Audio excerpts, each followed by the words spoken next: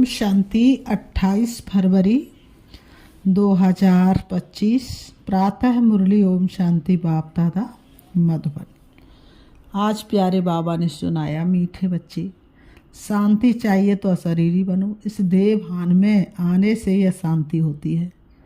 शांति चाहिए तो अशरीरी बनो। इस देह भान में आने से ही अशांति होती है।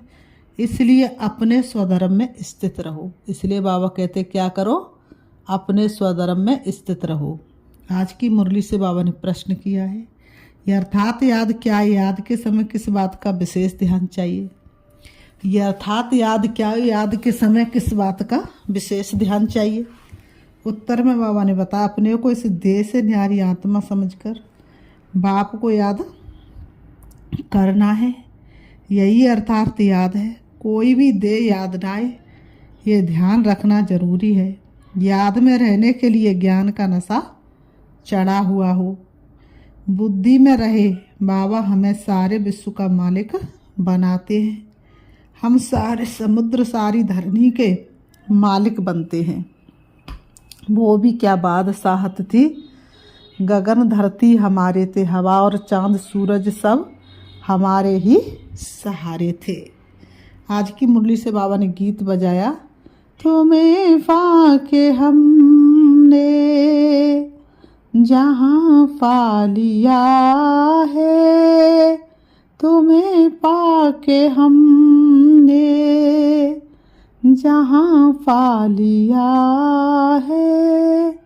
जमी तो जमी आसमां पा लिया है, तुम्हें पाके हमने। ओम शांति। ओम का अर्थ है, ओम का अर्थ है ही अहम, मैं आत्मा। मनुष्य फिर समझते ओम माना भगवान, परंतु ऐसे है नहीं। ओम माना मैं आत्मा, मेरा ये शरीर है। कहते हैं ना ओम शांति। अहम आत्मा का स्वधर्म है शांति। आत्मा अपना परिचय देती है। मनुष्य बल ओम शांति कहते, परंतु ओम का अर्थ कोई भी नहीं समझते हैं। ओम शांति अक्षर अच्छा है। हम आत्मा है, हमारा स्वधर्म शांति है। हम आत्मा शांति धाम की रहने वाली है। कितना सिंपल अर्थ है, लंबा चौड़ा कोई गपोड़ा नहीं है। इस समय के मनुष्य मात्र तो ये भी नहीं जानते कि अभी नई दुनिया है व पुरानी दुनिया है। नई दुनिया फिर पुरानी कब होती है, पुरानी से फिर नई दुनिया कब होती है, ये कोई भी नहीं जानते। कोई से भी पूछा जाए दुनिया नई कब होती है और फिर पुरानी कैसे होती है, तो कोई भी बता नहीं सकेंगे। अभी तो कलयुग पुरानी दुनिया है, नई दुनिया सतयुग को कहा जाता है। अच्छा, नई को फिर पुराना होने में कितना वर्ष लगते हैं, ये भी कोई नहीं जानते। मनुष्य होकर ये नहीं जानते, इसलिए इनको कहा जाता है जानवर से भी बदतर। जानवर तो अपने को कुछ कहते नहीं। मनुष्य कहते हैं हम पतित हैं, हे पतित पावनाओ, परंतु उनको जानते बिल्कुल ही नहीं। पावन अक्षर कितना अच्छा है। पावन दुनिया स्वर्ग, नई दुनिया ही होगी। चित्र भी देवताओं के हैं, परंतु कोई भी समझते नहीं। ये लक्ष्मी नारायण नई पावन दुनिया के मालिक हैं। ये सब बातें बेहद का बाप ही बैठ बच्चों को समझाते हैं। नई दुनिया स्वर्ग को कहा जाता है, देवताओं को कहेंगे स्वर्गवासी। अभी तो है पुरानी दुनिया नरक, यहाँ मनुष्य है नरकवासी। कोई मरता है तो भी कहते स्वर्गवासी हुआ, तो गोया यह नरकवासी है ना। हिसाब से कह भी देंगे बरोबर ये नरक ठहरा, परंतु बोलो तुम नरकवासी हो तो बिगड़ पड़ेंगे। बाप समझाते हैं देखने में तो भले मनुष्य है, सूरत मनुष्य की है, परंतु सीरत बंदर जैसी है। ये भी गाया हुआ है ना। खुद भी मंदिरों में जाकर देवताओं के आगे गाते हैं, आप सर्वगुण संपन्न। अपने लिए क्या कहेंगे? हम पापी नीच हैं, परंतु सीधा कहो कि तुम बेकारी हो तो बिगड़ पड़ेंगे। इसलिए बाप सिर्फ बच्चों से ही बात करते हैं, समझाते हैं, बाहर वालों से बात नहीं करते, क्योंकि कलयुगी मनुष्य हैं बेकारी नरकवासी। अभी तुम हो संगम युग वासी, तुम पवित्र बन रहे हो। जानते हो हम ब्राह्मणों को शिव बाबा पढ़ाते हुए पतित पावन है। हम सभी आत्माओं को ले जाने के लिए बाप आए हैं। कितनी सिंपल बातें हैं। बाप कहते बच्चे तुम आत्माएं शांति धाम से आती हो पाठ बजाने। इस दुख धाम में सभी दुखी हैं, इसलिए कहते मन को शांति कैसे हो। ऐसे नहीं कहते आत्मा को शांति कैसे हो। अरे तुम कहते हो ना ओम शांति, मेरा स्वधर्म है शांति, फिर शांति मांगते क्यों हो। अपने को आत्मा भूल दे अभिमान में आ जाते हो। आत्माएं तो शांति धाम की रहने वाली हैं, यहाँ फिर शांति कहाँ से मिलेगी। अशरीरी होने से ही शांति होगी। शरीर के साथ आत्मा है तो उनको बोलना चलना तो जरूर पड़ता है, सब कुछ करना पड़ता है। हम आत्मा शांति धाम से यहाँ पाठ बजाने आई हैं। ये भी कोई नहीं समझते कि रावण ही हमारा दुश्मन है। कब से ये रावण दुश्मन बना है ये भी कोई नहीं जानते। बड़े बड़े विद्वान पंडित आदि एक भी नहीं जानते कि रावण है कौन, जिसका हम एफिजी बनाकर जलाते हैं, जन्म जन्मांतर जलाते आए हैं। कुछ भी पता नहीं। कोई से भी पूछो रावण कौन है, कह देंगे वह ये सब तो कल्पना है, जानते ही नहीं तो और क्या रिस्पॉन्ड देंगे। शास्त्रों में भी है ना, हे राम जी संसार बना ही नहीं है, ये सब कल्पना है। ऐसे बहुत कहते। अब कल्पना का अर्थ क्या है। कहते ये संकल्पों की दुनिया है, जो जैसा संकल्प करता है वह हो जाता है। अर्थ नहीं समझते। बाप बच्चों को बैठ समझाते, कोई तो अच्छी रीति समझ जाते, कोई समझते ही नहीं है। जो अच्छी रीति समझते उनको सगे और कहेंगे, और जो नहीं समझते उनको लगे कहेंगे, अर्थात सौतेले हुए। अब सौतेले बारिश थोड़ी बनेंगे। बाबा कहते हैं अब सौतेले बारिश थोड़ी बनेंगे। बाबा के पास मातेले भी है तो बाबा के पास मातेले भी हैं तो सौतेले भी हैं। मातेले बच्चे तो बाप की श्रीमत पर पूरा चलते हैं, सौतेले बच्चे नहीं चलेंगे। बाप कह देते ये मेरी मत पर नहीं चलते हैं, रावण की मत पर है। राम और रावण दो अक्षर है, राम राज्य और रावण राज्य, इसलिए कहते राम और रावण एक ही राशि, विजय हुए तब हुए उदासी। अभी है संगम युग।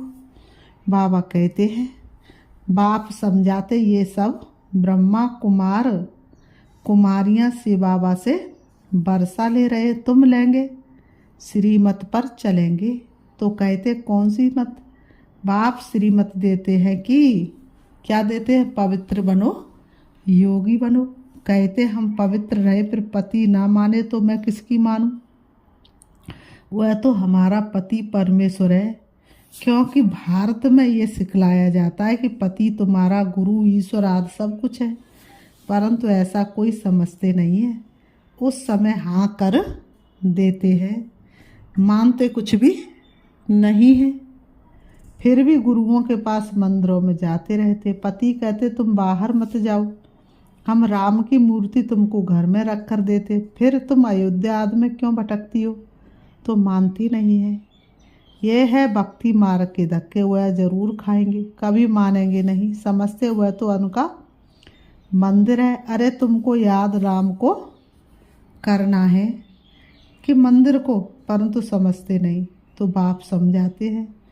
भक्ति मार्ग में कहते भी हो हे भगवान आकर हमारी सदगति करो, क्योंकि वह एक ही सर्व का सदगति दाता है। इसलिए कहते भिखारी सारी दुनिया, दाता एक राम। अच्छा वह कब आते ये भी कोई नहीं जानते।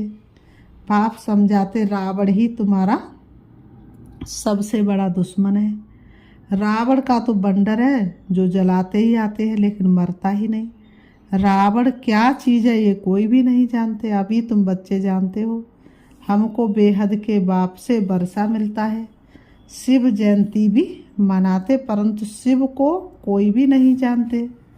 गवर्नमेंट को भी तुम समझाते हो, शिव तो भगवान है, वही कल्प कल्पाकर भारत को नरकवासी से स्वर्गवासी, बेगर से प्रंस बनाते हैं, पतित को पावन बनाते हैं, वही सर्व के सद्गति दाता है। इस समय सभी मनुष्य मात्र यहाँ हैं, कृष्ण की आत्मा भी कोई न कोई जन्म में यहाँ है, वापस कोई भी जा नहीं सकते। इन सब की सद्गति करने वाला एक ही बड़ा बाप है। वह आते भी भारत में है, वास्तव में भक्ति भी उनकी करनी चाहिए जो सद्गति देते हैं। वह निराकार बाप यहाँ तो है नहीं, उनको हमेशा ऊपर समझकर याद करते हैं। कृष्ण को ऊपर नहीं समझेंगे और सभी को यहाँ ही, बाबा ने कहा, और सभी को कहाँ याद करेंगे, और सभी को यहाँ नीचे ही याद करेंगे। ऊपर तो सिर्फ शिव को ही याद करेंगे, शिव को ही क्या कहेंगे, पार ब्रह्म परमेश्वर, और किसी को पार ब्रह्म परमेश्वर नहीं कहेंगे। और सभी को तो कहाँ देखेंगे, मंदिर में देखेंगे, मूर्ति के रूप में देखेंगे, शिव को ऊपर में देखेंगे, एक कहेंगे, सबका मालिक एक है। तो बाबा कहते हैं, तो पति, बाबा ने कहा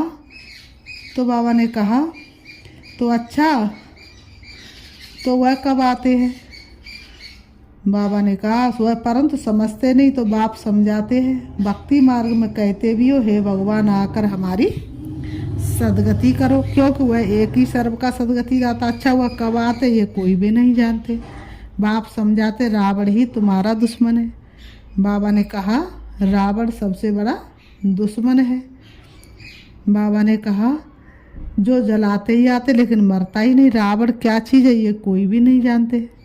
अभी तुम बच्चे जानते, हमको बेहद का बाप से वर्षा मिलता, शिव जयंती भी मनाते, परंतु शिव को कोई भी जानते नहीं। गवर्नमेंट को भी तुम समझाते, शिव को भगवान, शिव तो भगवान है, वही कल्प कल्प आकर भारत को नरकवासी से स्वर्गवासी, बेगर से प्रंस बनाते, पतित को पावन बनाते, वही सर्व के सद्गति दाता है। इस समय सभी मनुष्य मात्र यहाँ है, कृष्ण की आत्मा भी कोई न कोई जन्म में यहाँ है, वापिस कोई भी जा नहीं सकते। इन सब की सद्गति करने वाला एक ही बड़ा बाप है। वह आते भी भारत में है, वास्तव में भक्ति भी उनकी करनी चाहिए जो सद्गति देते हैं। वह निराकार बाप यहाँ तो है नहीं, उनको हमेशा ऊपर समझकर याद करते, कृष्ण को ऊपर नहीं समझेंगे और सभी को यहाँ नीचे याद करेंगे, कृष्ण को भी यहाँ याद करेंगे। तुम बच्चों की है ये अर्थात याद, तुम अपने को इस देह से न्यारा आत्मा समझकर बाप को याद करते। बाप कहते तुमको कोई भी देह याद नहीं आनी चाहिए, यह ध्यान जरूरी है। तुम अपने को आत्मा समझ बाप को याद करो। बाबा हमको सारे विश्व का मालिक बनाते हैं, सारा समुद्र, सारी धरनी, सारे आकाश का मालिक बनाते हैं। अभी तो कितने टुकड़े टुकड़े, एक दो की हद में आने नहीं देते हैं, वहाँ ये बातें होती नहीं। भगवान तो एक ही बाप है, ऐसे नहीं कि सभी बाप ही बाप है। कहते भी है बिंदु चीनी भाई भाई, हिंदू मुस्लिम भाई भाई, परंतु अर्थ नहीं समझते। ऐसे कभी नहीं कहेंगे हिंदू मुस्लिम बहन भाई, नहीं, आत्मा है, आपस में सब भाई भाई है, परंतु इस बात को जानते ही नहीं। शास्त्रार्थ सुनते सत सत करते रहते, अर्थ कुछ नहीं।